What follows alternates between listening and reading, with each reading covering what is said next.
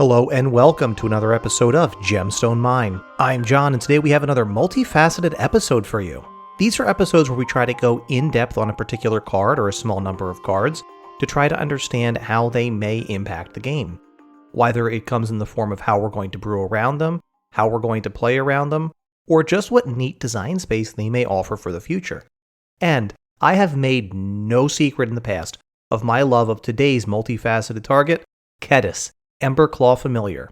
This happy little legendary elemental lizard is a 1/1 for 1 and a red with partner, and whenever a commander you control deals combat damage to an opponent, it deals that much damage to each other opponent. Now, Kediss is great just for the ability to multiply damage, and in the past I have combined him with partners such as Malcolm. Malcolm, Keen-Eyed Navigator, is 2 and a blue for a legendary creature, Siren Pirate, a 2/2 with flying and partner, and whenever one or more pirates you control deal damage to your opponents, you create a treasure token for each opponent that's been dealt damage. One important thing to note with Malcolm is that Malcolm does not specify combat damage. Kediss does. Where this interaction becomes important is Kediss will take any instance of combat damage that you do with your commander, whether it is Kediss or the creature that it's partnered with, and then Kediss will deal a form of non-combat damage to each opponent who was not affected by that particular instance of combat damage. So with Malcolm, the combination is one that I actually turned into a CDH deck. Malcolm will swing in to hit one opponent for 2 points of damage. Kediss will then have Malcolm deal those 2 points of damage to each other opponent. And because Malcolm sees 3 different opponents taking an instance of damage from a pirate, Malcolm will then generate 3 treasures. This is where Kediss's unusual but useful wording comes into play.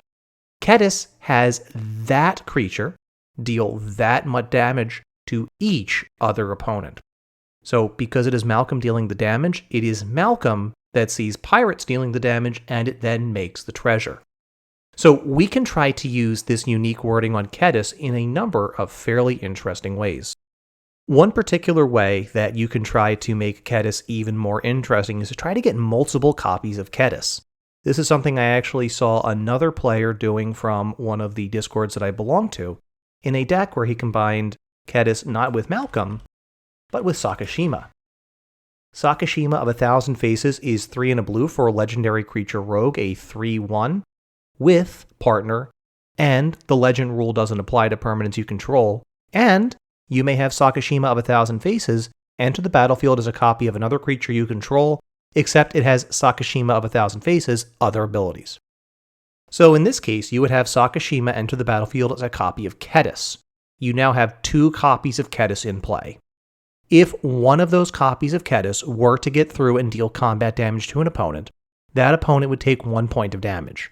Then, each Kediss would trigger, seeing a single instance of combat damage from a commander creature, and they would deal 1 point of damage to each of the other 2 opponents who was not affected by that instance of combat. Where it gets really interesting is when you try to start having multiple copies of Kediss, each one generating multiple instances of pings to the table. Now, in this particular deck, my opponent did a really nice job of making sure that Kediss was more than just a little 1/1. But there were a few other interesting tricks which I'll get to in a few moments. Sakashima of 1,000 Faces is not the only way to get around the legend clause and have multiple copies of Kediss. Obviously, being in blue is probably the best way to do it, just because blue has access to the best clones, and probably the most clones overall. There are a few other ways that we can try to get around this. In the most recent Kamigawa set, we had a printing of Mirror Box, a 3-mana artifact which says the legend rule doesn't apply to permanents you control, and each legendary creature you control gets +1/+1, and each non-token creature you control gets +1/+1 for each other creature you control with the same name as that creature. So this could in fact act as a pseudo-anthem for a deck that is trying to make multiple copies of Kediss, as long as you're doing so with actual clone cards, like Sakashima of 1,000 Faces. There is an older version of this effect before either the Sakashima or Mirror Box, and that was Mirror Gallery, which was 5 mana as an artifact and simply states the legendary rule doesn't apply. Obviously, we now have Mirror Box, so probably a lot better, and having access to Sakashima if we chose to go the clone route, much better than paying 5 mana for a card that just lifts the legend rule for us. There are a few other possible ways that we can get this, and one of the more interesting ones would be to use a casual NCDH All-Star in Helm of the Host. Helm of the Host is 4 mana for legendary artifact equipment with equip 5, and at the beginning of combat on your turn, create a token that's a copy of equipped creature, except the equipped token isn't legendary if the equipped creature is legendary. That token gains haste. Famously in CDH, this is combined with Godo Bandit Warlord, and Godo in this way has infinite combat steps.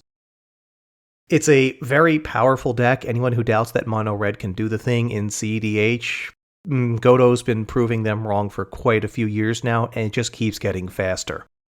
When you equip Helm of the Host to Kediss, even if Kediss is not the one who's attacking, at the beginning of combat, Kediss can sit back, have Helm of the Host trigger, make another copy of Kediss, and then we get that same instance of the doubling of the damage that we would see if we were to combine Kediss with a creature like Crom, who is a 4/4. Beginning of combat, we make a copy of Kediss. Crom swings in and deals 4 damage to one of our opponents. We have 2 different Kediss triggers. Each one sees that 4 damage was dealt to one opponent. Crom would then deal 4 more damage to each other opponent who wasn't hit that turn, twice, for a total of 8 damage to each of those other opponents. Again, we're sticking with blue-red for these initial discussions because it's fairly easy to get our head around how clones could work. We've talked about how some of the combat damage triggers may also be helpful. Malcolm, though, is somewhat of a unique case among the partner commanders. The only other partner who has an effect that triggers off of damage being dealt and not just combat damage is, I believe, Breaches. Breaches, Brazen Plunderer, is 3 and a red for a 3/3 legendary creature Goblin Pirate with Partner and Menace, and whenever one or more pirates you control deal damage to your opponents, exile the top card of each of those opponents' libraries. You may play those cards this turn, and you may spend mana as though it were mana of any color to cast those spells. Again, the specific wording here is deal damage, not deal combat damage. The difference will become obvious if you look at Tana. Tana the Bloodsower is one of the original partners from back in Commander 2016, so she's a 2-color partner, 2, a red and a green for a 2/2 legendary creature Elf Druid with Trample, partner, and whenever Tana the Bloodsower deals combat damage to a player, create that many 1/1 green Saproling creature tokens. Unfortunately, because Tana specifies that you have to deal combat damage to get the tokens, Kediss will still multiply the damage and have each undamaged opponent take 2 points of damage from Tana. But Tana will not trigger to create a total of 6 Saprolings. She will only create the 2 from connecting with the single opponent who she connected with. Similarly, Timna the Weaver specifies that each opponent who is dealt combat damage is the upper limit on how much life you can spend to draw cards.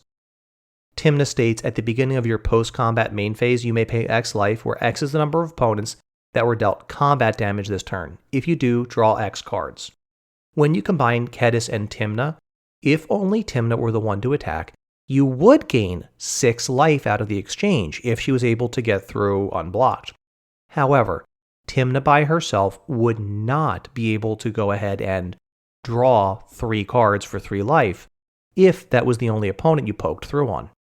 So it doesn't combine very well with a lot of the partners who have combat damage triggers.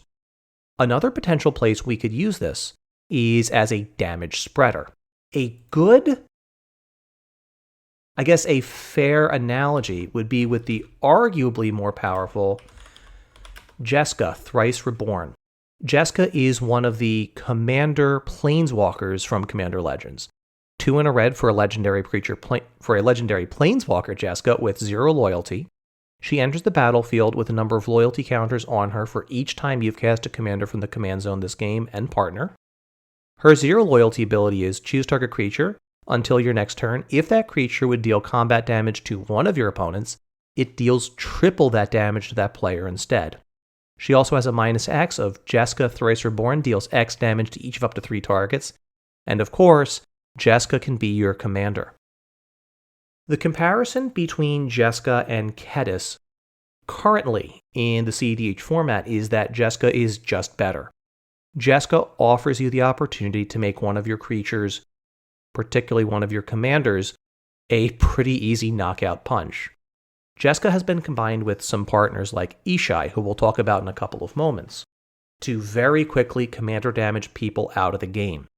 If a commander has 7 power and it gets through unblocked, Jessika will make it so that is a one-shot kill. That's right, Volton damage in commander, particularly in CDH. The difference with Kediss is Kediss does not multiply the damage against a single opponent, but spreads it around the table. Having played Malcolm Kediss a lot, I will tell you that there is almost never a board where a flyer can't get through to at least one opponent in CEDH. Creatures, while they're becoming more common in the modern CEDH metagame, they're still not an assumption. They're not something you're going to assume you're going to have blockers for flyers in CEDH. And even in regular Commander, you can't always assume that everyone is going to have blockers up. If you can get a partner with a form of evasion, Kediss can just get that damage through. Now, one of the more spicy brews that I've seen before is combining Jessika with another partner in mono red, Dargo the Shipwrecker. Dargo is 6 in a red for a legendary creature giant pirate, a 7/5 with partner and trample, and as an additional cost to cast this spell, you may sacrifice any number of artifacts and or creatures. This spell costs 2 less to cast for each permanent sacrifice this way, and 2 less to cast for each other artifact or creature you've sacrificed this turn. So there are quite a few decks out there that really lean into Dargo's ability to reduce his own cost with that cost reduction effect by doing a lot of sacrificing. If you're able to sacrifice Dargo to something like Ashnod's Altar, it very quickly becomes infinite. You combine it with Phyrexian Altar, even better, because that then spots you the red mana you need to keep casting Dargo. When combined with Jessika, as you can see, 7 power means Dargo plus Jessika, if somebody doesn't have any blockers up, Dargo's just going to kill them. So the question then needs to be raised. Does commander damage go through like this if I were to Dargo somebody out with a 3 times damage effect from Jessika, and I happen to have a Kediss in play just as one of the 99 in my deck? Would I commander damage somebody out? Only one person. Your other 2 opponents would take 21 damage each from Dargo, but it would not be combat damage. And in Commander, the rule is commander damage comes in the form of combat damage only. But having a big smashy creature crashing in to deal a bunch of damage is still potentially very effective. Since there are a limited number of partners who have the ability to care about combat damage, or I guess in this case, non-combat damage, Kediss is going to be good friends with anybody who can get particularly big. That would then allow you to spread the damage around and very quickly pressure the entire table. Outside of CDH, that is kind of nice. It takes away some of the feel-bads of Voltroning one player out and then having the other 2 players continue to play while someone is stuck, not being able to participate in the game. And participation is kind of half the fun of Commander. We all want to be there and have our decks doing the thing. But if you get knocked out and then have to sit there and twiddle your thumbs a little bit, there's a reason why some people are anti-Voltron, just from the sense of, I don't want to knock one person out and just have them sit there. Elimination is still something that, from pure game design standpoint, Commander still has a few issues with. But Kediss is kind of neat, and by spreading the love and spreading all that damage around, you can very quickly clock the entire table at the same time. Essentially, Kediss gives to combat damage type strategies the same type of urgency and clock that a more A plus B combo might. If you're able to get one of your commanders big enough to really start threatening the table, yeah, you can do a ton of damage. So one possible combination we may have, we have a couple of partner commanders who get very big very easily. From the most recent Kamigawa, I guess the commander, not commander product, but the commander cards printed outside of the commander product, we have Yoshimaru Ever Faithful, a single white mana for a 1/1 legendary creature dog with partner, and whenever another legendary permanent you control... whenever another legendary permanent enters the battlefield under your control, put a +1/+1 counter on Yoshimaru Ever Faithful. If you have these two as partners, you can cast Yoshimaru on turn 1, turn 2, make your land drop, cast Kediss. Yoshimaru is now a 2/2. It attacks, and when it connects, it will deal 2 damage to each opponent. Each time you play another legendary card, like Mox Opal, for example, is legendary, that will put another +1/+1 counter on Yoshimaru.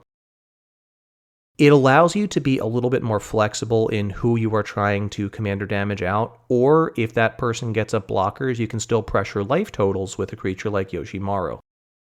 But as I mentioned, my experience with playing Malcolm Kediss is that evasion like flying is really, really good when combined with Kediss, because you're almost always going to have at least one opponent who is open. If there's one person who doesn't have reach or flying, you're going to get through, you're going to start clocking the table. And I mentioned this bird monk a little while ago. It is Ishai Ojutai Dragonspeaker, 2 a white and a blue for a legendary creature bird monk, a 1/1 with flying and partner, and whenever an opponent casts a spell, put a +1/+1 counter on Ishai Ojutai Dragonspeaker. Ishai gets big. Ishai gets big very fast. There have been a number of CEDH decks which have attempted to leverage this when combined with Jessika, where Jessika would then multiply the damage Ishai deals in order to threaten one-hit kills against opponents by putting that ×3 multiplier on Ishai's damage. It's a powerful combination. It's a powerful deck. It can do some really serious damage in CEDH, and I think it can do some serious damage outside of CEDH as well.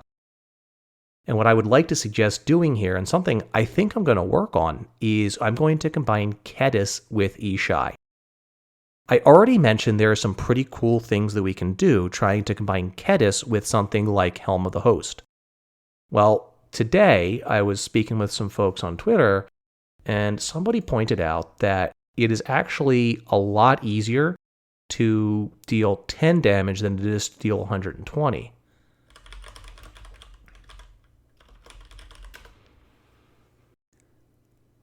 That's right, we're going to try to infect out the table. Grafted Exoskeleton is 4 mana for a artifact equipment with equip 2, and equipped creature gets +2/+2 and has infect. Whenever Grafted Exoskeleton becomes unattached from a permanent, sacrifice that permanent. With Grafted Exoskeleton, this means that if your opponents have cast 7 or more spells since Ishai has come into play, you cast and equip Grafted Exoskeleton to Ishai. Ishai at that point is at least a 10/10, swings in and deals combat damage. Wait, you may be saying, does that actually work? Infect damage is dealt to players in the form of poison counters. It deals damage, not it deals combat damage. Kediss will see the combat damage being dealt by Ishai and say, Ishai, deal that much damage to each other opponent. So yes, it does in fact work to have Kediss partnered with somebody wearing a Grafted Exoskeleton dealing infect damage to your opponents. Each one of them will get an equal number of poison counters, and if that's 10 or more, you are successful, you have won, and you have made Infect win in Commander. I think that's where I'll leave it for today. Kediss is just such a cool little creature. He is one of my all-time favorite legendary creatures, and easily one of my favorite partners. I'm going to be working on this particular Kediss Ishai brew, and if you want to get at me on Twitter, let me know if you want to help out. On Twitter, we are Gemstone Mine MTG. You can also reach out to us on YouTube, where we are Gemstone Mine Podcast, or you can send us an email, where we are gemstoneminepodcast@gmail.com. Until next time, I'm John, and this is Gemstone Mine.